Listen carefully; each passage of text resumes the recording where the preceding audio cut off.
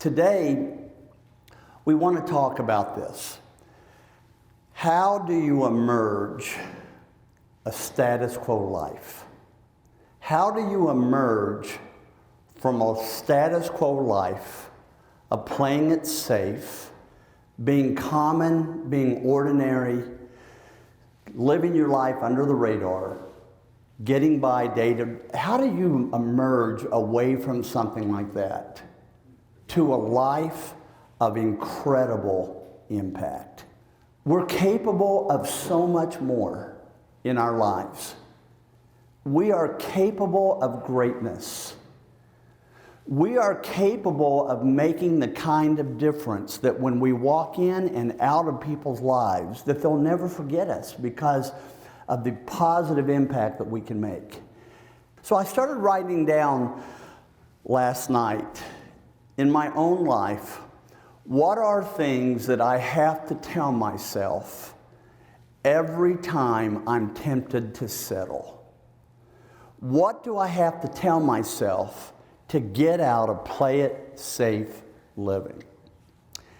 And so I thought I'd share some of these with you and see if it works for you. The first one is this. I have to embrace failure and make it my best friend. How many of this in this room are afraid of failure? How many of us in this room, let's be honest, and on the screen, I will tell you my worst weakness as a human being, and I have many weaknesses, but my worst one is my perfectionism. Perfectionism drives people away. Perfectionism sets people up that they can't win. Perfectionism it's never enough. You're never enough. And you're constantly transferring that onto other people. They're never enough. And for much of my life, I have had to confront this terror in my life of failure. If you live your life running from failure, you're going to find it frequently every day. You see, there's a difference between running from failure and accepting the fact that failure is going to happen. So if it's going to happen, why don't you make it work for you? Why don't you make it work for you? Why don't you embrace it and hug it and make it your friend so that it becomes your greatest teacher? The vast majority of people live every day of their life running from pain and rejection from other people. And yet what I know about the people in my life who have made the greatest impact, and they're not living a status quo life, is that they are not afraid to squeeze everything out of failure that they possibly can and make it work for them. Because we've all failed. Make failure your best friend. It's going to happen. We teach a process and we borrowed the concept from John Maxwell, who talks about the leadership ladder.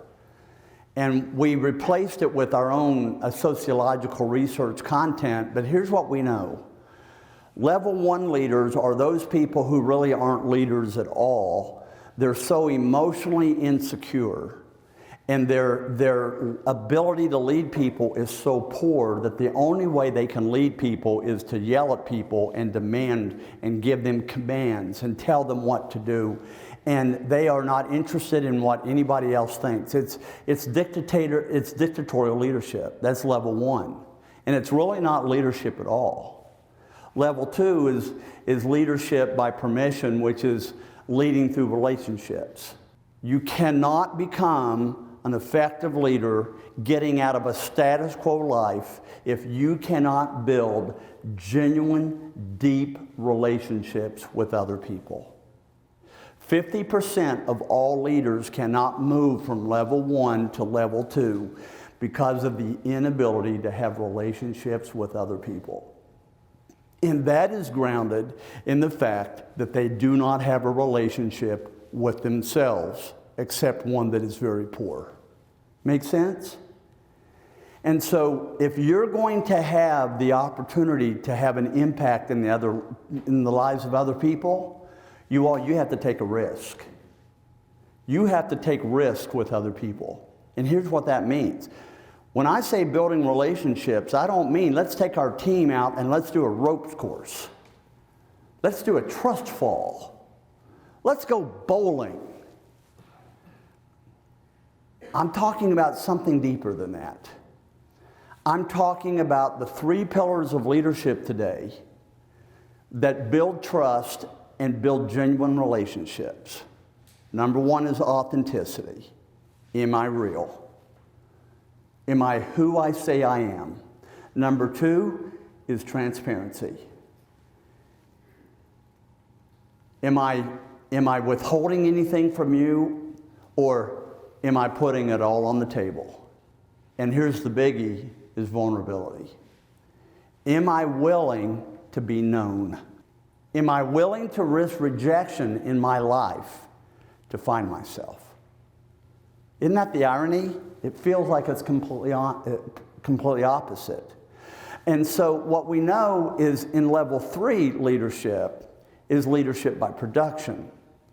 Leadership by production is when you've got momentum going on in your life and you've got people attracted to you because of the momentum in your life and the impact that you're making. And there is a balance in your life between relationships and production in your life, and you're not producing to prove yourself, you're producing out of result of gratitude of the gifts that you've been given.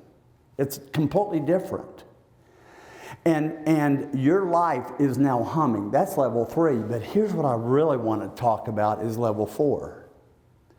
Level 4 is leadership by reproduction. That is when your life has so much impact and there is so much momentum, and you are making such a difference in the lives of other people, in the lives of the organization that you're working in the lives of your family, in the lives of other people. That's level 4, and only 1% of leaders ever make it to level 4. You have to let your guard down completely. And level 4 leaders, in our research, there's 2 things about level 4 leaders that set themselves apart from everything else. Number 1, they have a yieldedness in their life to things, to one that is greater and deeper than they are. You see, if you're going to be a great leader, you've got to be a giver. Great leaders do not help other people to get back. Great leaders give without any expectation in return because it's the highest way to live. So 1 is you have to embrace failure as your friend and teacher. We're all going to fail. So you all make it your Nobel Prize teacher.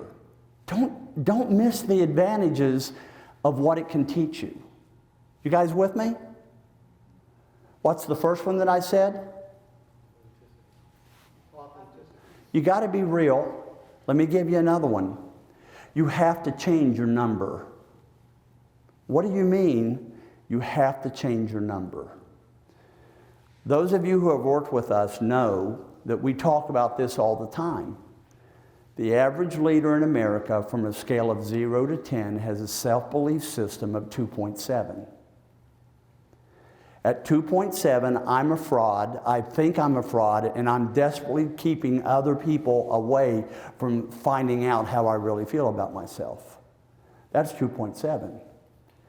What we know, 2.7 teams won't admit failure. They won't admit mistakes. At 8.0, I'm not afraid. And in order to be effective, you've got to move your self-belief system from a 2.7 to somewhere around an 8. At 2.7, my narrative in my life is I'm not enough. And so my whole life is finding outside motivation, and validation. At 8.0, I have declared and accepted the reality that warts and all, I am enough. And that I am of infinite worth in my life because of the one who has created me in an infinite way. It takes as much work to convince yourself that you're a 2.7 as it does to accept the fact that you're an 8. So if it takes equal work to do both, why don't you do the one that works for you? None of us came out of the womb saying, I'm a 2.7. Would you hear that? Not a single one of us were born going, I'm a loser. I have a story. I am who my mom told me I am. Not a single one of us. We're all 2.7s because we accepted that message. Well, guess what? You can change your number. And it takes relentless effort every single day. And it's not linear. It's here and you go back, here and you go back. I have 2.7 moments every day of my life. Make sense? And yet, as long as when someone said to me, Fred, when will we ever outgrow this battle that we have in our heads about this? And I said, well, let me encourage you. Never. In fact, when the battle stops, you're in trouble because it means you're not giving any resistance to the normal message that I'm a 2.7. You got to change your number. I'm no 2.7, I'm an 8, I'm going to act like it, I'm going to take risks like it, I'm going to be real like it, I'm going to be vulnerable like it. I could go on and on for a week and tell you, share with you things about living a life that is beyond the status quo. And I've just shared a few with them. But I have a feeling these are things that get me through day after day when I want to quit. These are the days that keep me pursuing excellence just like you. By the way, I'm really not talking to you. Guess who I'm talking to? I'm just talking to me. You all, as real as I've gotten with you, if it's been a help for you, think about it. If you'll do the same thing with other people, you'll have the same impact with them that I'm having with you. Change your number. Change your audience. Make failure your best friend. Those are three of the things that will help you to begin to lead a high impact, incredible, uncommon life that makes a difference beyond your days. Is this helpful? Thank you.